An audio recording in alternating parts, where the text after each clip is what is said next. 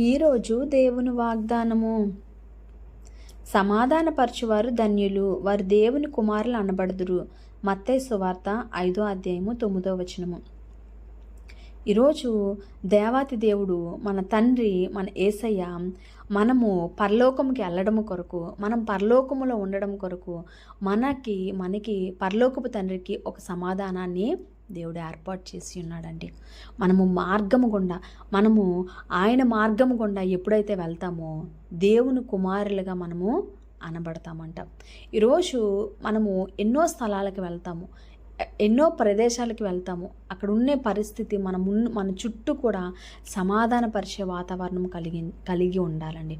మనమున్న దగ్గర మన చుట్టూ వాతావరణాన్ని కూడా మనం సమాధానపరిచేవారుగా ఉండాలి. అంతేగాని మనం ఎక్కడుంటే అక్కడ దేవునికి విరోధమైన కార్యాలు, దేవునికి వ్యతిరేకంగా ఆయన పనులు మనం చేసి దేవుని నామాన్ని అవమానపరచడం కాదు, కానీ దేవుని బిడ్డలుగా ఆయన పోలు నడుచుకునేవారుగా మన ముందు ఎవ్వరు ఎటువంటి డిస్టర్బెన్సెస్ ఉన్నప్పటికీ కూడా అక్కడ సమాధానపరిచేవారుగా మనం ఉండాలని, అటువంటి హృదయాన్ని, అటువంటి మనస్తత్వం మనం ఎప్పుడైతే కలిగి ఉంటామో అప్పుడు ఆయన కుమారులుగా, ఆయన కుమార్తెలుగా మనకి పిలవబడే ఒక గొప్ప అధికారాన్ని దేవుడు మనకిస్తాడండి. అటువంటి ధన్యతను, అటువంటి కృపను దేవుడు మనందరికీ కలుగు చేయాలని దేవుడి కొద్ది మాటల్ని దీవించి ఆశీర్వదించును గాక. Amen, amen, amen.